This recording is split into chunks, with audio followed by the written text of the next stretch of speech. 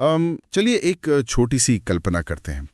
जरा सोचिए कि हमारी जो पृथ्वी है वो एक सेब है, एक बड़ा सा सेब। अच्छा, एक सेब। ठीक है। हाँ। और हम जिस हवा में सांस लेते हैं, जो तूफान और बारिश हम अपने आसपास देखते हैं, और वो जो एक अदृश्य ढाल है ना, जो हमें अंतरिक्ष की उस जमा देने वाली ठंड से बचाती है। बिल्कुल, हमारा वायुमंडल। सही कहा। तो वो सब कुछ उस सेब के छिलके से भी ज्यादा पतली एक परत में समाया हुआ है। मतलब सुनने में ये किसी साइंस फिक्शन फिल्म जैसा लगता है, पर वाकई यही हकीकत है। हाँ, और ये सच में बहुत ही हैरान करने वाली बात है। है ना? तो आज की इस गहन चर्चा में हम इसी छिलके के रहस्यों को डिकोड करने वाले हैं। हम समझेंगे कि किन गैसों से बना है और कैसे एक साधारण सा धूल का कण बादलों को जन्म देता है। और ये भी कि कैसे इसकी 5 अलग-अलग परतें तापमान के साथ एक ऐसा जिगजैग खेल खेलती हैं जो भौतिकी के नियमों को चुनौती देता हुआ सा लगता है। एकदम सही। तो शुरुआत करते हैं उस सेब के छिलके वाले उदाहरण से। मुझे लगता है इस विषय की गंभीरता को समझने के लिए वो एकदम सटीक है। बिल्कुल। देखिए, जब हम वायुमंडल या एटमॉस्फेयर की बात करते हैं तो अक्सर लोग इसको पृथ्वी के ऊपर तैरती हुई कोई अलग चीज मान लेते हैं। हाँ, जैसे कोई गुब्बारा हो जिसमें हम बंद हैं। सही कहा। पर वास्तव में ऐसा नहीं है। ये पृथ्वी के द्रव्यमान यानी उसके मास का ही एक अभिन्न अंग है। हवा भले ही हमें रंगीन और गंधहीन लगती हो, पर इसका अपना एक वजन होता है। और गुरुत्वाकर्षण यानी ग्रेविटी ने इसको कस के पकड़ा हुआ है। एकदम। और यहाँ पर जो सबसे चौंकाने वाला तथ्य है ना, वो ये है कि वायुमंडल के कुल द्रव्यमान का 99% हिस्सा पृथ्वी की सतह से केवल 32 किलोमीटर की ऊंचाई तक ही सीमित है। सिर्फ 32 किलोमीटर? अरे बाप रे। हाँ, अंतरिक्ष के उस विशाल पैमाने पर अगर देखें तो 32 किलोमीटर सच में कुछ भी नहीं है। मतलब अगर हम एक सीधी सड़क पर गाड़ी चलाएं तो 32 किलोमीटर की दूरी हम शायद आधे घंटे में तय कर लेते हैं। बिल्कुल। और बस उतनी ही मोटाई में हमारा पूरा जीवन तंत्र टिका हुआ है। ये सोचकर ही ना मुझे थोड़ी घबराहट सी होती है।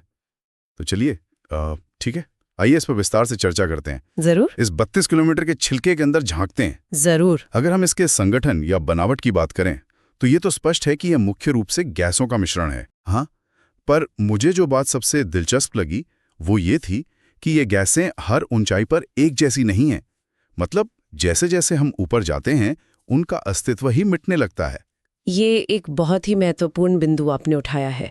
गैसों का ये वितरण ना एक बहुत ही सख्त नियम का पालन करता है। ग्रेविटी वाला नियम। हाँ, जो भारी गैसें होती हैं वो गुरुत्वाकर्षण के कारण सतह के करीब रहती हैं। उदाहरण के लिए अगर देखें तो 120 किलोमीटर की ऊंचाई पर जाने के बाद ऑक्सीजन लगभग नगण्य हो जाती है। यानी वहां सांस लेने लायक कुछ बचता ही नहीं है। एकदम नहीं। इसी तरह कार्बन डाइऑक्साइड और जलवाष्प जैसी जो भारी चीजें हैं वो सिर्फ 90 किलोमीटर की ऊंचाई तक ही पाई जाती हैं। अच्छा, पर इन सभी गैसों में अगर हम इसको मौसम विज्ञान या जलवायु की दृष्टि से देखें तो मुझे लगता है पूरी कहानी के केंद्र में कार्बन डाइऑक्साइड ही है। बिल्कुल। कार्बन डाइऑक्साइड का रोल सबसे अहम है। अक्सर इसको हम एक विलन के रूप में देखते हैं आजकल, पर इसका जो काम करने का तरीका है वो सच में हैरान करने वाला है। सही कहा, इसकी प्रक्रिया काफी अलग है। अगर मैं इसको अपने तरीके से समझाऊं तो वायुमंडल में कार्बन डाइऑक्साइड किसी वीआईपी बाउंसर या किसी वन वे शीशे की तरह काम करती है। अच्छा, वीआईपी बाउंसर कैसे? देखिए, जो सूरज से आने वाली तेज रोशनी है जिसे हम सौर विकिरण कहते हैं, उसे तो ये सीधे अंदर आने देती है। कहती है आइए आइए, आपका स्वागत है। हाँ, रोशनी आराम से सतह तक आती है। पर जब पृथ्वी उस ऊर्जा को गर्मी के रूप में वापस अंतरिक्ष में भेजना चाहती है तो ये जो बाउंसर है ना, ये उसे रोक देता है, रास्ता ब्लॉक कर देता है। ये बाउंसर वाली एनालॉजी काफी मजेदार है। अगर हम इसको भौतिकी यानी फिजिक्स के नजरिए से देखें तो इसके पीछे की वैज्ञानिक प्रक्रिया और भी रोचक है। मैं वही जानने के लिए उत्सुक हूँ। तो देखिए, कोई भी वस्तु जो बहुत ज्यादा गर्म होती है, जैसे कि हमारा सूरज, वो बहुत छोटी और तेज तरंगों के रूप में ऊर्जा छोड़ती है। इन्हें हम शॉर्टवेव कहते हैं ना? एकदम सही, शॉर्टवेव या लघु तरंगें। कार्बन डाइऑक्साइड इन तेज छोटी तरंगों के लिए पूरी तरह से पारदर्शी होती है, यानी ट्रांसपेरेंट होती है। इसीलिए सूरज की गर्मी बिना किसी रुकावट के पृथ्वी तक पहुंच जाती है और सतह को गर्म कर देती है। बिल्कुल। पर अब यहाँ से कहानी घूमती है। ठीक है, सूरज की गर्मी अंदर तो आ गई, पर फिर पृथ्वी उस गर्मी का क्या करती है? वो भी तो ऊर्जा वापस छोड़ेगी ना? हाँ, और यहीं पर सारा खेल बदल जाता है। देखिए, पृथ्वी सूरज जितनी गर्म तो है नहीं। हाँ, वो तो है। तो इसलिए जब पृथ्वी ठंडी होने के लिए अपनी गर्मी अंतरिक्ष की ओर छोड़ती है, जिसे हम पार्थिव विकिरण या टेरेस्ट्रियल रेडिएशन कहते हैं, तो वो लॉन्ग वेव या दीर्घ तरंगों के रूप में होती है। यानी ये तरंगे थोड़ी लंबी और सुस्त होती हैं। सही पकड़ा आपने। ये सुस्त होती हैं और कार्बन डाइऑक्साइड का जो अणु है वो इन लॉन्ग वेव किरणों के लिए अपारदर्शी यानी ओपेक होता है। अच्छा, मतलब अब वो उन्हें पार नहीं होने देगा? एकदम नहीं। वो इन सुस्त तरंगों को अंतरिक्ष में भागने नहीं देता, बल्कि उन्हें सोख लेता है और उस गर्मी के एक बहुत बड़े हिस्से को वापस सतह की ओर धकेल देता है। अरे वाह! और यही वो प्रक्रिया है जिसे हम ग्रीन हाउस प्रभाव कहते हैं। हाँ, बिल्कुल, यही ग्रीन हाउस इफेक्ट है। मतलब अगर ये बाउंसर वहां ना हो तो पृथ्वी रात के समय अंतरिक्ष की उस जमा देने वाली ठंड में एक बर्फ का गोला ही बन जाए। बिना कार्बन डाइऑक्साइड के पृथ्वी का औसत तापमान -18 डिग्री सेल्सियस के आसपास होता, जबकि अभी ये लगभग 15 डिग्री सेल्सियस है। तो इस हिसाब से तो ये जीवन के लिए एक वरदान है। वरदान तो है, पर समस्या तब शुरू होती है जब इस बाउंसर की संख्या जरूरत से ज्यादा बढ़ जाए। हाँ, जो कि अभी हो रहा है। वायुमंडल में ज्यादातर गैसों का अनुपात स्थिर है, लेकिन पिछले कुछ दशकों में जीवाश्म ईंधन जैसे कोयला और पेट्रोलियम, इनको बेहिसाब जलाने के कारण कार्बन डाइऑक्साइड की मात्रा लगातार बढ़ रही है। यानी हमने खुद ही क्लब के दरवाजे पर और ज्यादा बाउंसर खड़े कर दिए हैं।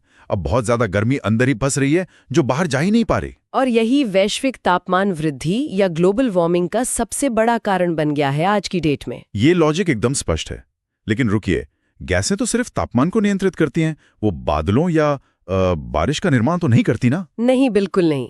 उसके लिए हमें अलग तत्वों की जरूरत होती है। हाँ, तो जब भी हम मौसम के बदलने या तूफानों की बात करते हैं, तो गैसों से ज्यादा अहम भूमिका जलवाष्प की होती है, और एक ऐसी चीज की जिसे हम रोजमर्रा की जिंदगी में सिर्फ गंदगी मानते हैं, यानी धूल।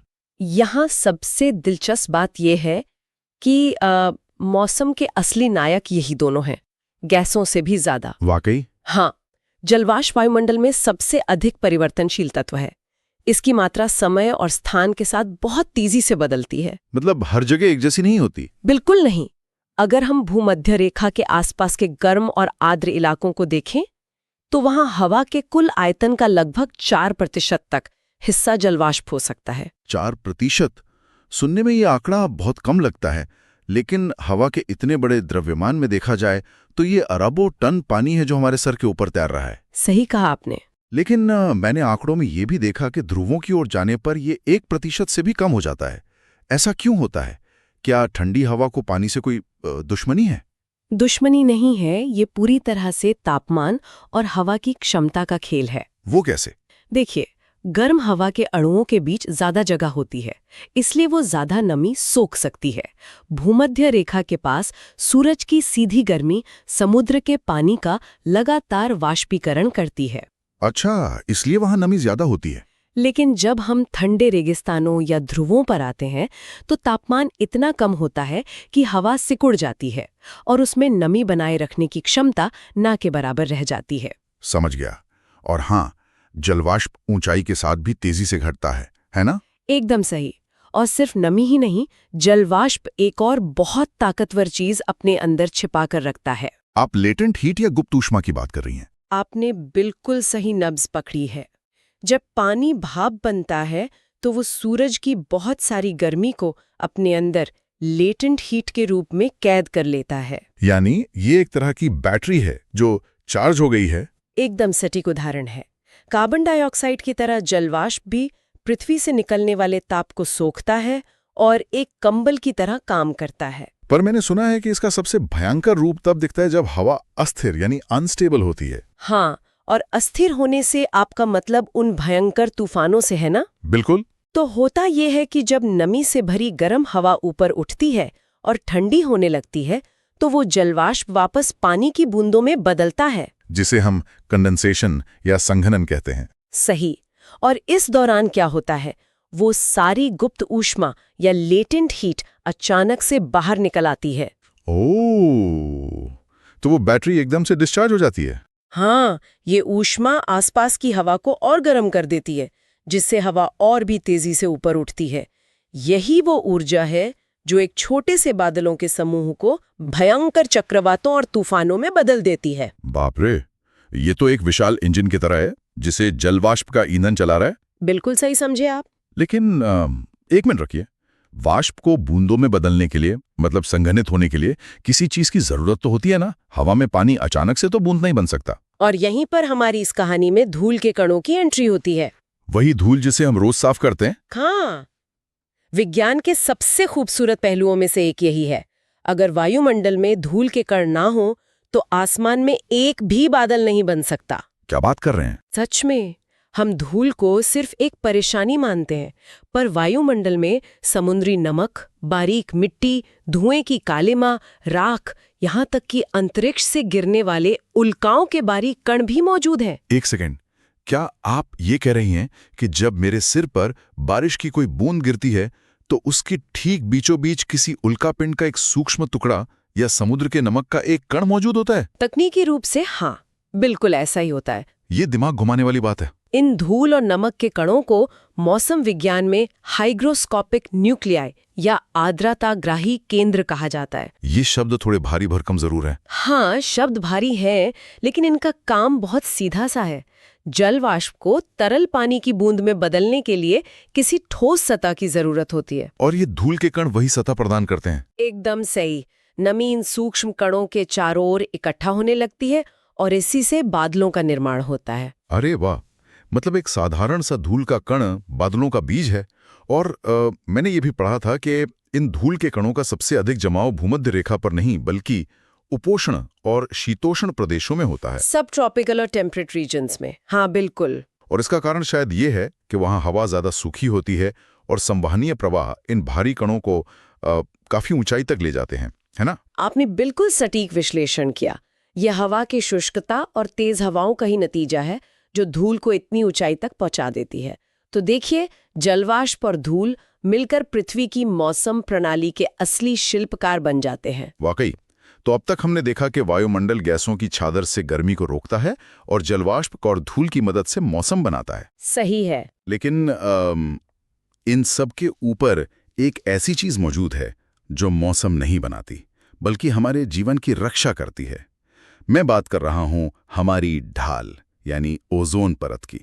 यहां आकर विषय बहुत ही रोचक हो जाता है। बिल्कुल। ओजोन या O3 वायुमंडल का एक बेहद महत्वपूर्ण लेकिन काफी कम मात्रा में पाया जाने वाला घटक है। ये कहाँ मिलती है ज्यादा? ये मुख्य रूप से पृथ्वी की सतह से 10 से 50 किलोमीटर की ऊंचाई के बीच मौजूद होती है। अगर मैं इसको रोजमर्रा की जिंदगी से जोड़ूं तो ये पृथ्वी का अपना एक नेचुरल सनस्क्रीन है। नेचुरल सनस्क्रीन, ये एनालॉजी बहुत अच्छी है। हाँ, जैसे हम समुद्र के किनारे तेज धूप से बचने के लिए त्वचा पर सनस्क्रीन लगाते हैं ना, ताकि खतरनाक अल्ट्रावायलेट या पराबैंगनी किरणें हमें नुकसान ना पहुंचाएं। ओजोन परत ठीक यही काम इस पूरे ग्रह के लिए करके है। ये तुलना एकदम सटीक बैठती है। देखिए, पराबैंगनी किरणों में इतनी ज्यादा ऊर्जा होती है कि वे सीधे जीवों के डीएनए को भेद कर उसे नष्ट कर सकती हैं। ओ, मतलब ये तो जानलेवा हो सकती हैं। हाँ, और सिर्फ इंसानों के लिए ही नहीं, वे पेड़ पौधों के प्रकाश संश्लेषण या फोटोसिंथेसिस की प्रक्रिया को भी बुरी तरह बाधित कर सकती हैं। तो इसका मतलब ओजोन परत एक फिल्टर की तरह काम करती है। एकदम। वो सूर्य से आने वाली इन खतरनाक किरणों को रास्ते में ही अवशोषित कर लेती है, हम तक पहुंचने ही नहीं देती। और सबसे दिलचस्प बात यह है कि ओजोन सिर्फ हमें बचाती नहीं है बल्कि वो उन पराबैंगनी किरणों को सोख कर उस ऊर्जा को अपने पास रख लेती है। सही कहा। और इसी वजह से वायुमंडल के उस विशिष्ट हिस्से का तापमान पूरी तरह बदल जाता है। और यही वो बिंदु है जहां से वायुमंडल की इमारत का जो ढांचा है ना, उसको समझना सबसे रोमांचक हो जाता है। वो जो 5 परतें हैं। बिल्कुल। अब तक हमने वायुमंडल के सामान्य या कॉम्पोजिशन की बात की, पर अब अगर हम इसकी संरचना या स्ट्रक्चर को देखें तो ये कोई एक जैसी बनी हुई चादर नहीं है। हाँ, इसमें अलग अलग फ्लोर्स हैं। सही में, वायुमंडल को अलग अलग घनत्व और तापमान वाली 5 मंजिलों या परतों में बांटा गया है। और यहीं पर वो जिगजैग खेल शुरू होता है। एकदम। जैसे जैसे हम ऊपर जाते हैं, तापमान सीधा सीधा ठंडा या गर्म नहीं होता, बल्कि ये एक जिगजैग रास्ते की तरह व्यवहार करता है। तो चलिए इस 5 मंजिला इमारत की सबसे निचली मंजिल से शुरू करते हैं, जिसमें हम और आप रहते हैं, क्षोभमंडल या ट्रोपोस्फियर? अगर हम इसे व्यापक संदर्भ में देखें तो क्षोभमंडल जैविक क्रियाओं के लिए सबसे अहम है, क्योंकि सारा जीवन और सारा मौसम इसी परत तक सीमित है। इसकी ऊंचाई कितनी होती है? इसकी औसत ऊंचाई पृथ्वी की सतह से लगभग 13 किलोमीटर है। और यहाँ तापमान का नियम बहुत ही सीधा सा है, जैसे जैसे आप ऊपर जाएंगे तापमान घटेगा। किस रेट से घटता है ये? प्रत्येक 165 मीटर की ऊंचाई पर तापमान 1 डिग्री सेल्सियस कम हो जाता है, और इसी वजह से पहाड़ मैदानों की तुलना में ज्यादा ठंडे होते हैं। पर मैंने पढ़ा है कि क्षोभमंडल की ऊंचाई हर जगह एक जैसी नहीं होती। ध्रुवों के पास ये केवल 8 किलोमीटर तक है, जबकि विषुवत वृत्त या भूमध्य रेखा पर ये 18 किलोमीटर तक पहुंच जाता है। ऐसा क्यों? इसके पीछे संवहन या कन्वेक्शन की ताकत है। देखिए, भूमध्य रेखा पर सूरज की गर्मी सबसे अधिक होती है। हाँ, वहाँ धूप सीधी पड़ती है। सही। ये गर्मी वहां की हवा को गर्म करती है और गर्म हवा हल्की होकर बहुत तेजी से ऊपर की ओर उठती है। हवा का ये तेज वर्टिकल प्रवाह क्षोभमंडल की सीमा को ऊपर की तरफ ढकेल देता है। अच्छा, इसलिए वहां इसकी मोटाई बढ़कर 18 किलोमीटर तक फैल जाती है। बिल्कुल। और इसी क्षोभमंडल के अंदर हमारे सारे बादल, बारिश, आंधी, तूफान सब कुछ सिमटा हुआ है। लेकिन 18 किलोमीटर के बाद एक ढक्कन या सीलिंग आ जाती है, जिसे हम क्षोभ सीमा या ट्रोपोपॉज कहते हैं। हाँ, क्षोभ सीमा कोई अलग परत नहीं है, बल्कि एक बदलाव का बिंदु है। यहाँ क्या बदलता है? यहाँ आकर तापमान गिरना बंद हो जाता है और स्थिर हो जाता है। भूमध्य रेखा के ऊपर इस सीमा में हवा का तापमान -80 डिग्री सेल्सियस तक गिर जाता है और ध्रुवों के ऊपर लगभग -45 डिग्री सेल्सियस होता है। बाप रे, इतनी ठंड! हाँ, और इसी स्थिर तापमान के कारण ही इसको क्षोभ सीमा कहा गया है। और ठीक इस ढक्कन के ऊपर वायुमंडल की दूसरी मंजिल शुरू होती है, समताप मंडल या स्ट्रेटोस्फेयर, जो 50 किलोमीटर की ऊंचाई तक फैली है। सही। और यहाँ तापमान का वो जिगजैग खेल सच में शुरू हो जाता है जिसका हमने जिक्र किया था। क्षोभमंडल में हम जैसे जैसे ऊपर गए हमें ठंड लगे, लेकिन समताप मंडल में जाते ही तापमान अचानक फिर से बढ़ने लगता है। ऐसा क्यों? क्योंकि इसी समताप मंडल में हमारी वो नेचुरल सनस्क्रीन यानी ओजोन परत मौजूद है। ओह, तो कनेक्शन यहाँ है। बिल्कुल। जब ओजोन सूरज की शक्तिशाली अल्ट्रावायलेट किरणों को अवशोषित करती है तो वो उस सारी ऊर्जा को सोख लेती है। ये ऊर्जा गर्मी में बदल जाती है और इस पूरी परत के तापमान को बढ़ा देती है। ये लॉजिक तो कमाल का है। और इसके बाद आती है हमारी तीसरी मंजिल, मध्यमंडल या मीसोस्फेयर, जो लगभग 80 किलोमीटर की ऊंचाई तक है।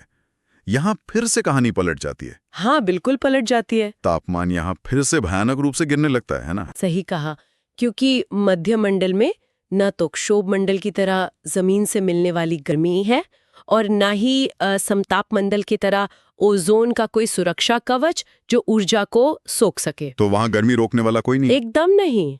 और यहाँ हवा बहुत ज्यादा वायरल या पतली हो चुकी होती है, इसलिए 80 किलोमीटर की ऊंचाई तक पहुंचते पहुंचते यहाँ का तापमान -100 डिग्री सेल्सियस हो जाता है। -100 डिग्री? हाँ, ये पूरे वायुमंडल का सबसे ठंडा हिस्सा है। -100 डिग्री सेल्सियस?